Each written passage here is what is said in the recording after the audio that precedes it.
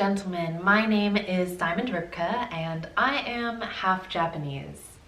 However, when I look at myself in the mirror and I really look at myself, I feel like a fraud.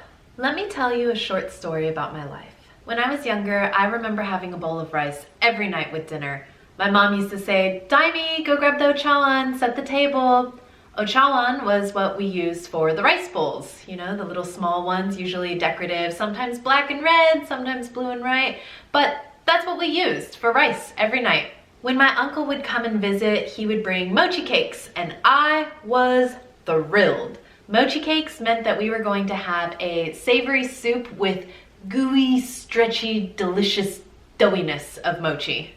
When I'd stay at my grandma's house, I'd sit next to her and watch the Japanese cooking show in Japanese on the Japanese channel, and I remember watching her write down in her little notepad the recipe in Japanese. This show was usually followed by a simple workout show that my grandma would force me to do with her, and when we'd do the exercise, it was all in Japanese.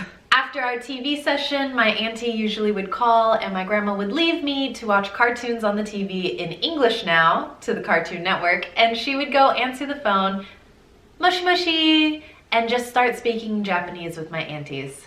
On those nights, I would grab the ochawan, set the table, and my grandma would serve my grandpa and I homemade teriyaki chicken with rice, sometimes with tsukemono slices, or sometimes even with kamaboko slices.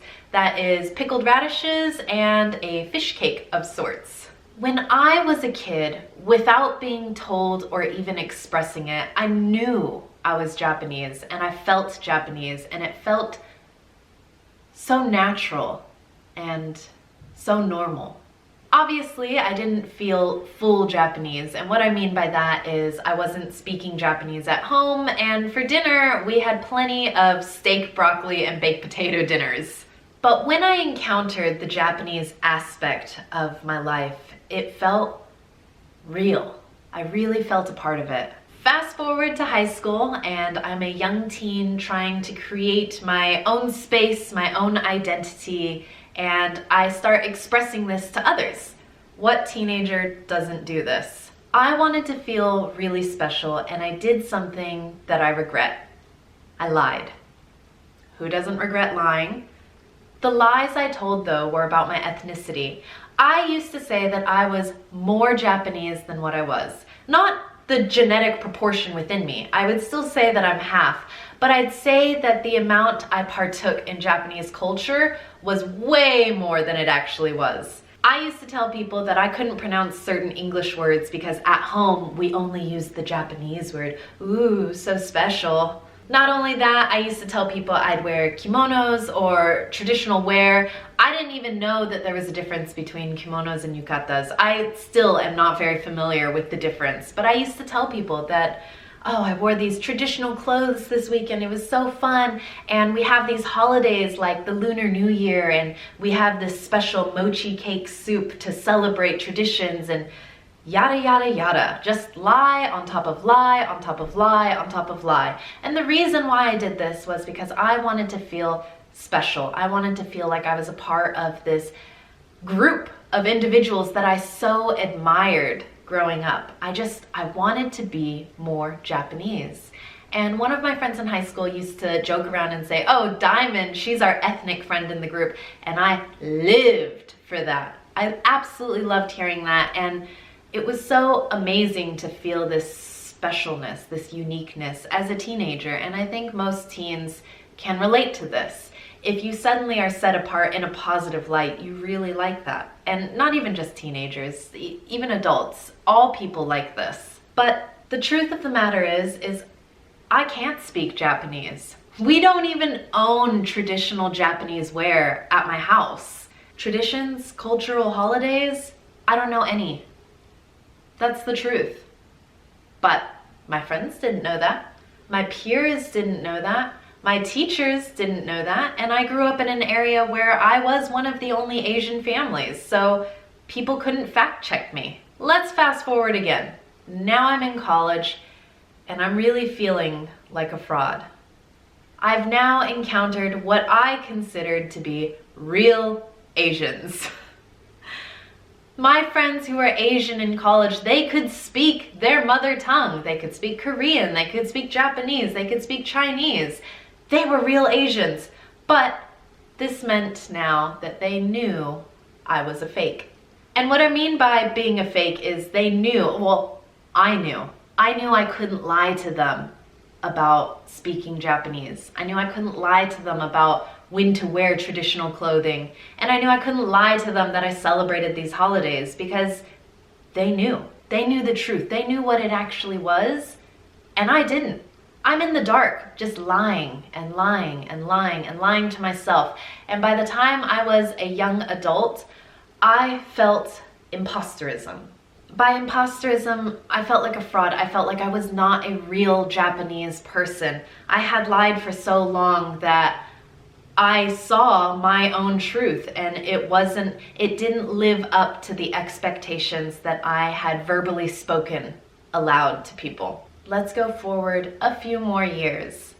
I am now working on my higher education, and I'm grasping during this time for anything that I can cling on to give me some sort of Asian identity.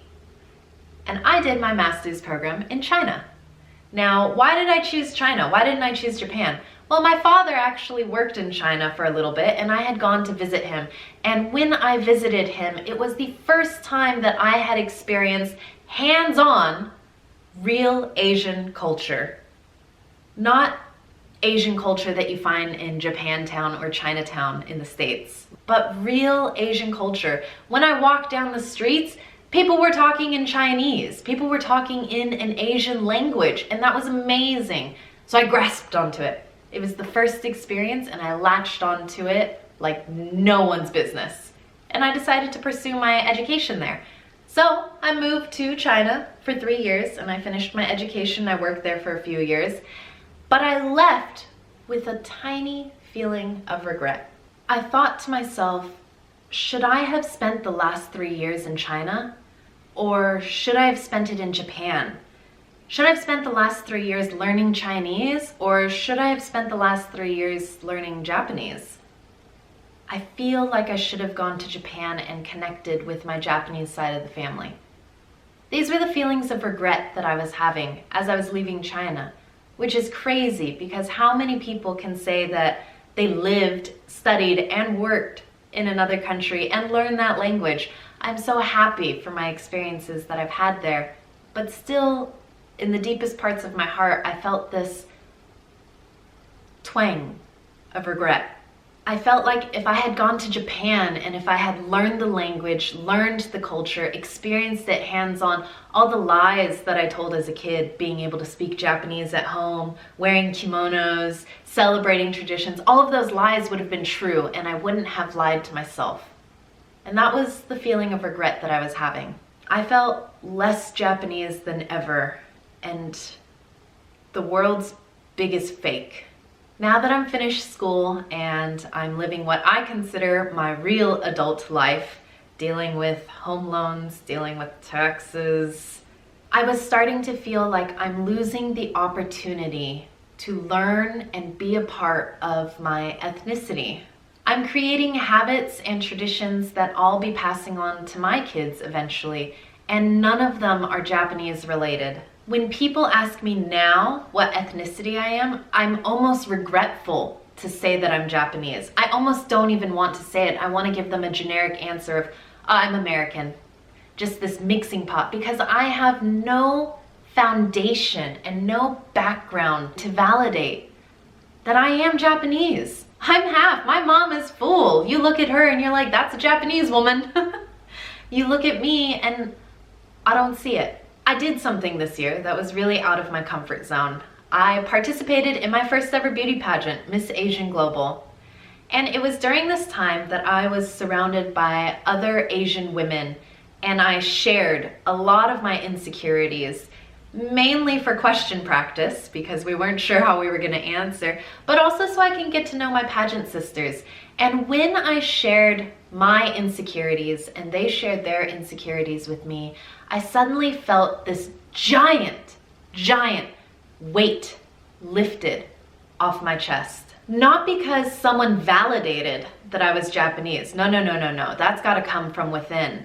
But because I realized I wasn't alone in feeling these insecurities. I wasn't the only one who was genetically Asian. I am half Japanese, and other individuals are genetically their Asian ethnicities, but they also felt insecure about it, whether they felt like they weren't Asian enough or that they wanted to not be Asian when they were younger. There were so many different tales and insecurities that were shared with me that I really felt them in my heart, and I felt my own in my heart. After this moment of clarity and enlightenment, I did 3 things. I first started to pull memories from the deepest part of my mind of my childhood, my time with my grandmother, my time with my cousins, my time with my mom, all of the experiences that I had just pushed away and forgotten that I deemed happiness and normal when I was a kid. I was remembering how normal it was to come home from school and my mom would say,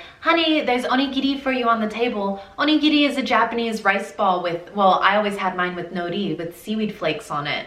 And it was just so normal and natural. I would come home and be like, "Yes, I got nori onigiri." It was normal, and I felt like I wasn't a fraud eating it. I want to feel that now. When I come home from work, I want to be able to make myself an onigiri ball and it just be normal. The second thing I did was I researched what imposter syndrome was. I'd heard of it before. I'd heard of it in college. A lot of my friends had used it to describe their educational experience, or now into adulthood, their work experience. They said they felt like they were imposters, or they had this imposter syndrome. So I researched it, and I researched racial imposter syndrome, and it took me down a rabbit hole. What I found out while I was researching was that this is so common, especially for people of mixed races. A person feeling imposter syndrome tends to have 3 characteristics.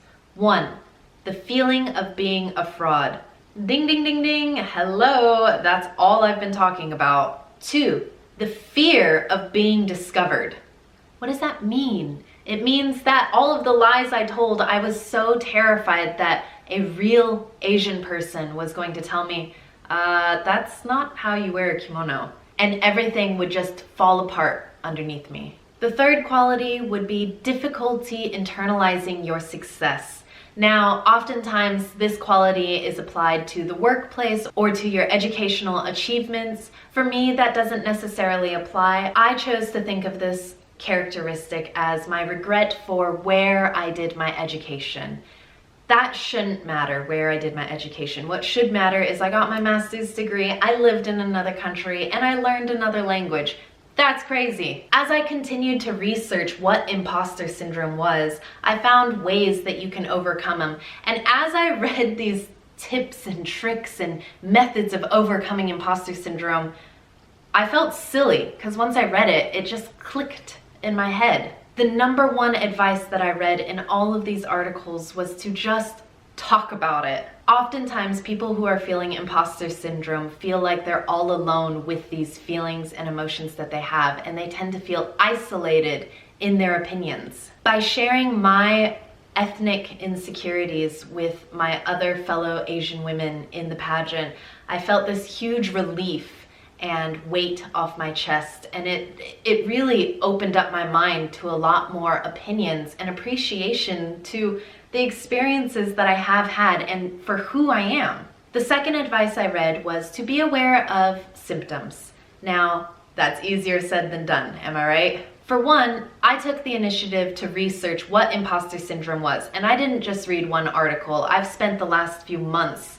researching imposter syndrome and symptoms you can have of it and how it affects your overall health and how you can overcome it. By doing this research, I'm able to recognize when I have negative emotions or thoughts associated to who I am ethnically. And I'm able to recognize it as self-doubt and put a halt to these opinions. This goes hand in hand with tip number 3, which is to challenge your negative thoughts. So tip number 2 was to recognize when you're having imposter symptoms, And tip number 3 is to challenge negative thoughts. By challenging negative thoughts or recognizing when you are having negative opinions or feelings of self-doubt and challenging those thoughts, you can do this by recalling previous achievements that you've made, trying to replace your emotions with emotions you've had when you were feeling happy about the topic.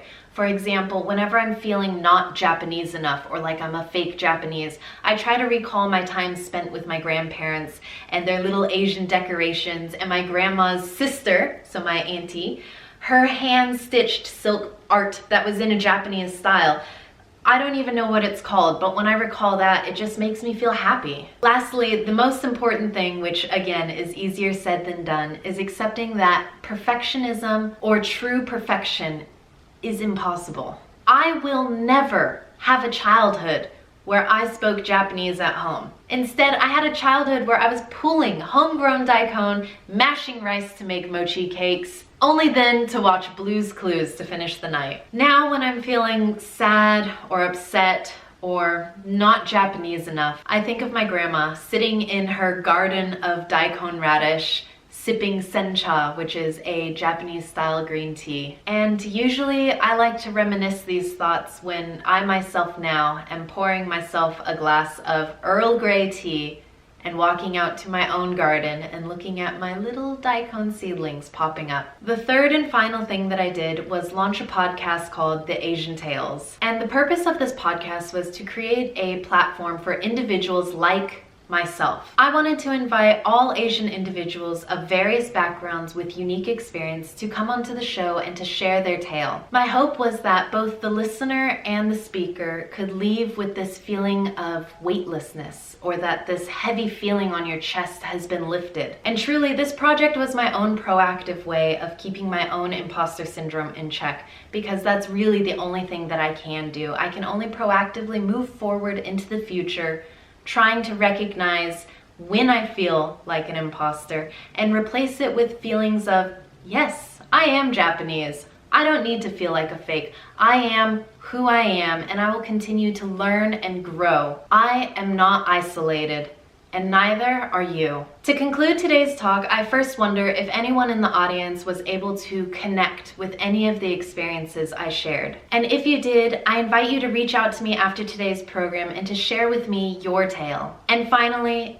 if you are ever doubting who you are, know that you are not alone, and that the first step is recognizing the feeling of self-doubt. I challenge everyone watching or listening, the next time you are feeling like a fraud or unworthy, or that you have these feelings of self-doubt, to stop and breathe and to proactively sift through your positive memories. When was the last time you smiled? When was the last time you achieved something? Think about your childhood, running around with friends, coming home to your family. Any memory that breaks the cycle of imposter syndrome is your first step. Thank you.